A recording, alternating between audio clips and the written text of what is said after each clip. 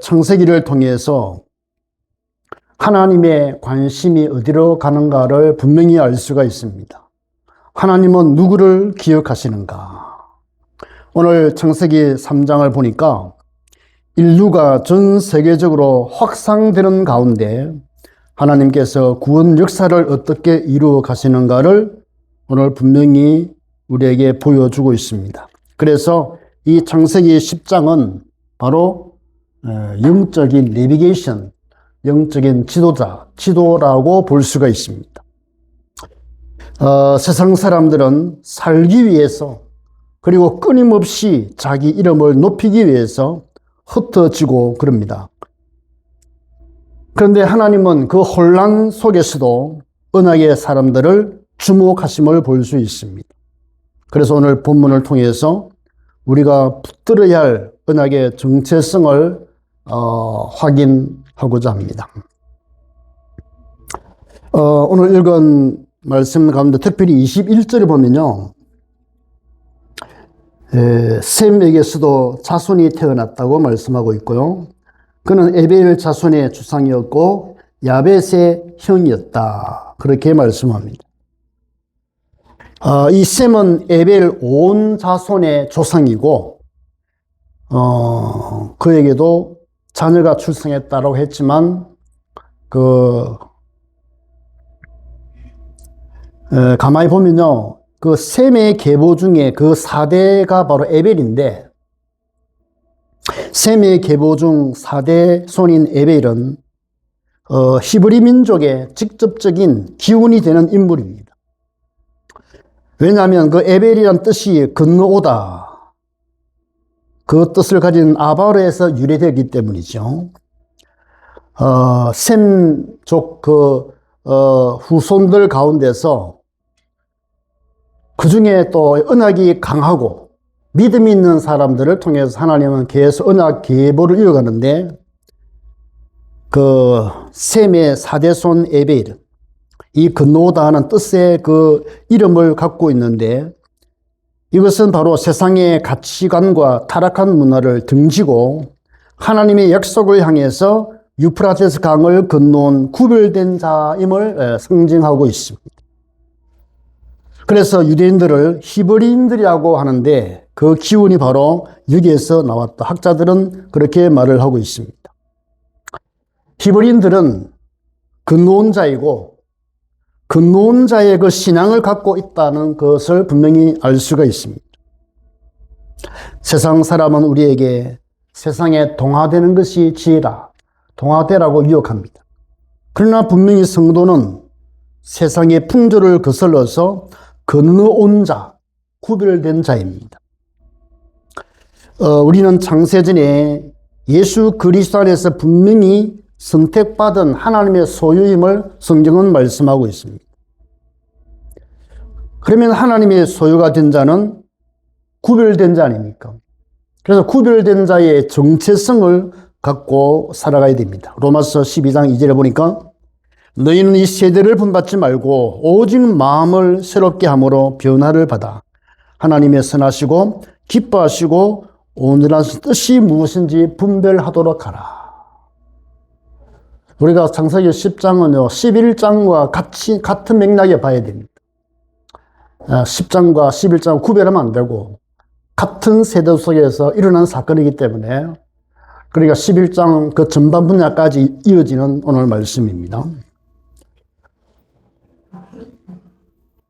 그리고 셈의 4대손인 그 에벨은 아들을 낳았는데 그 이름을 벨렉이라 그랬습니다. 그 벨렉의 이름의 뜻이 뭐냐니까 나님 또는 갈라짐의 의미가 있거든요. 25절을 보면요.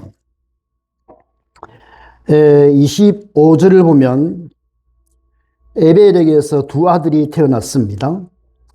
그 하나의 이름을 벨렉이라 그랬고 그의 시대에 땅이 나뉘었다. 그렇게 분명히 말씀하고 있습니다.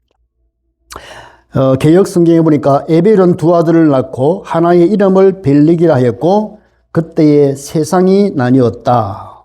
그렇게 말씀하고 있습니다. 에벨의 아들 그 벨렉이 태어난 그 시대에 인류가 하나님께 대적함으로 인해서 바벨탑을 샀던 그 시기와 아주 맞물립니다. 세상은 어떻습니까? 세상은요, 틈만 있으면 자기 이름을 나타내려고 그러고 자기 이름을 높이잖아요.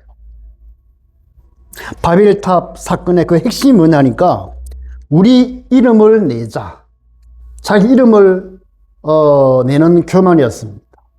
자기 이름을 내는 데는 문화를 발전시키는 데는 굉장히 도움됩니다. 막 자기가 주가 돼가지고 최선을 다하고 열심을 다해가지고 문화는 발달시켜요. 그런데 그 기쁜 속에는요, 인간의 교만이 가득합니다. 그러나 우리 하나님은 그들의 언어를 혼잡게 함으로 인해 가지고 세상으로 흩어버렸습니다. 시편 127절에 보니까 여호와께서 집을 세우지 아니하시면 세우는 자의 수고가 헛되고 여호와께서 성을 지키지 아니하시면 파수꾼이 깨어 있음이 헛됩니다. 결국 들어가 보면요, 헛되잖아요. 좋은 일은 해요. 세상에 영향을 끼쳐요. 그러나 본인들은요, 결국 헛되다는 그 현실 앞에 무릎을 꿇습니다. 이런 흐름 가운데서 하나님의 그 노아와 그 셈의 그 후손들, 특별히 에베일을 보면서 조용한 그 언약의 흐름을 우리가 볼 수 있잖아요. 그 흩어짐 가운데서도 언약의 백성들은 끝까지 언약을 이어가는 조용한 가운데서도 하나님께 예배를 드리고 그 언약의 비밀을 깨닫고 구별된 인생을 살아가는 겁니다. 나님, 이 갈라짐, 이것은 세상이 화려한 바벨 탑을 쌓으면서 떠들썩할 그때에 벨렉의 계보는 세상과 갈라지고 구별해서 묵묵히 하나님의 말씀을 기다리며 신앙의 정통을 지켜갔다. 이 사실을 우리가 알 수가 있습니다. 그래서 성도는요, 세상의 브랜드를 쫓아가는 그런 존재가 아니고 하나님의 메시지를 품고 그 메시지를 따라가는 정체성 있는 존재다. 그렇게 볼 수가 있습니다. 이 내 매력이지요. 구원받은 성도의 매력. 겉으로는 잘 모르겠는데 보면 볼수록 매력이 있어요. 들어가 보면요, 말씀이 그 안에 있어요. 흘러갑니다. 그 말씀의 의미를요, 이게 삶을 통해 전달이 되죠. 그러면서 저분들은 분명히 하나님의 사람이라고 인정을 하게 됩니다. 마지막으로 31절을 보면요, 31절을 보니까 셈이나 함이나 야벳이 똑같이 이들이 종족과 언어의 영토와 나라 따라 나뉜 그렇게 말씀했는데, 이들은 셈의 자손이니 그 족속과 언어와 지방과 나라대로였더라. 그렇게 말씀하고 있습니다. 셈의 자손들도요, 각 족속과 마찬가지로 그 언어대로 다 흩어졌어요. 흩어졌는데 세상을 향한 그 하나님의 심판 속에서도 하나님은 영혼을 위한 분명한 전략적 배치를 하시는데, 셈의 자손들을 각 족속대로 다 흩어버렸어요.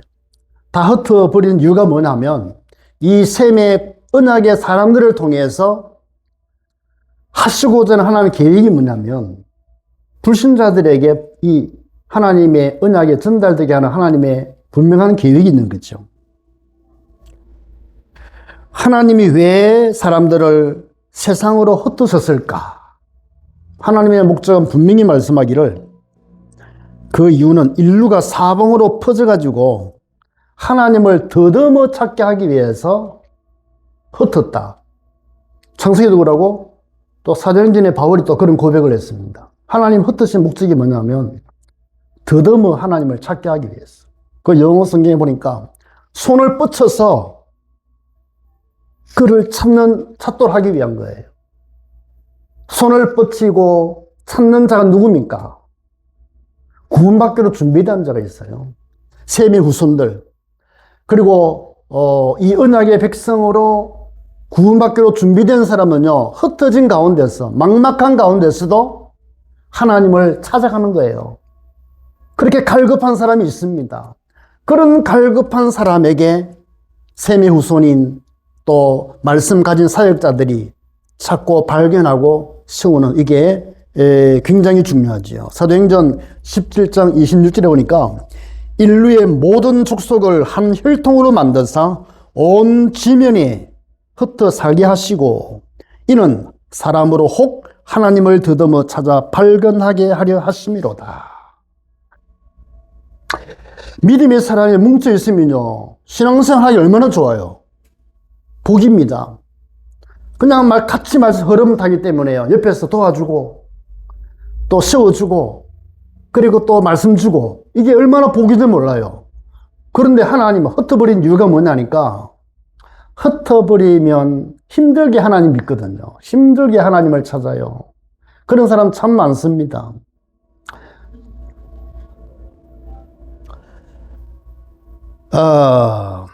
전쟁이 나고 환란이 나고요. 경제적 여러 가지 이유로 흩어져 사는 그 자리에 하나님의 큰 뜻이 있는데 하나님께서 그 자리에 복음의 씨앗을 심으려고 하는 하나님의 뜻이 있는데 그 가운데서 복음을 가진 사람이 있는 거예요.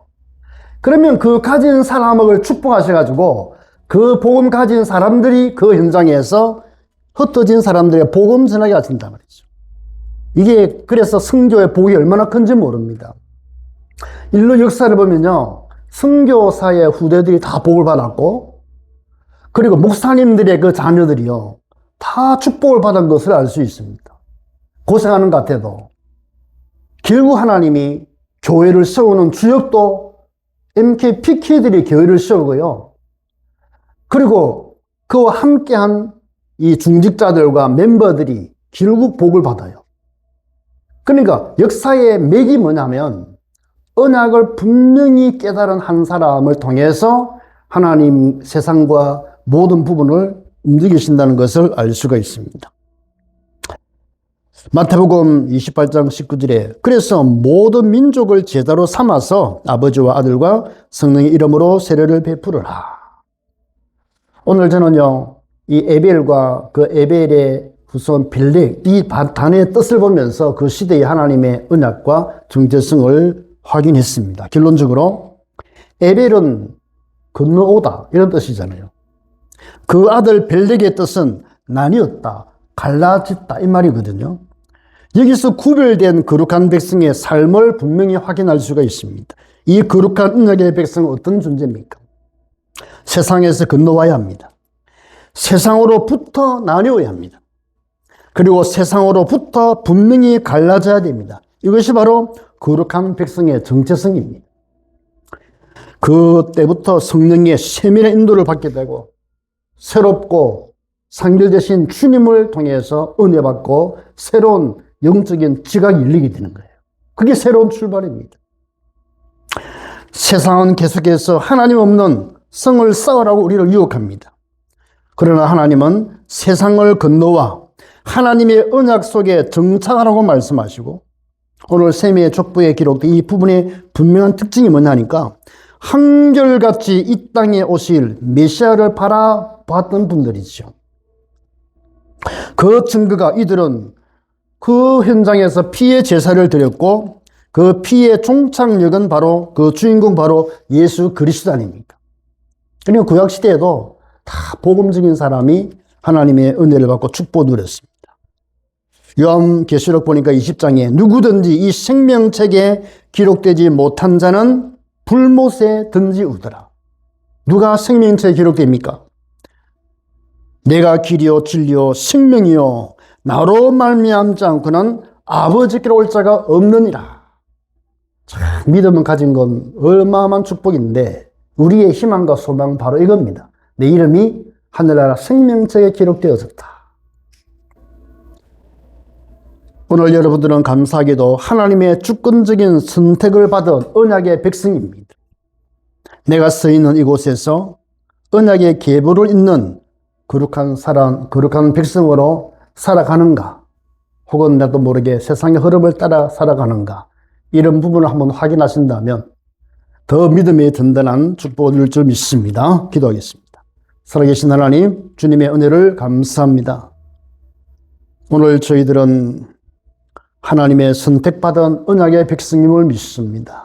이 시대에 셈의 후손으로서 언약의 백성으로서 거룩한 삶을 살아가게 하시고 우리의 삶의 발걸음을 통해서 영향을 끼치게 하옵시며 성령으로 충만케 하여 주옵소서. 그리고 우리를 향한 이 성교의 분명한 의미가 있음을 깨닫고 이 시대의 성교의 주역이 될 수 있도록 하나님 축복하옵시며 우리 서밋 성교 교회에 하나님의 큰 계획이 반드시 이루어지게 축복하여 주옵소서. 예수 그리스도 이름으로 기도하옵나이다. 아멘.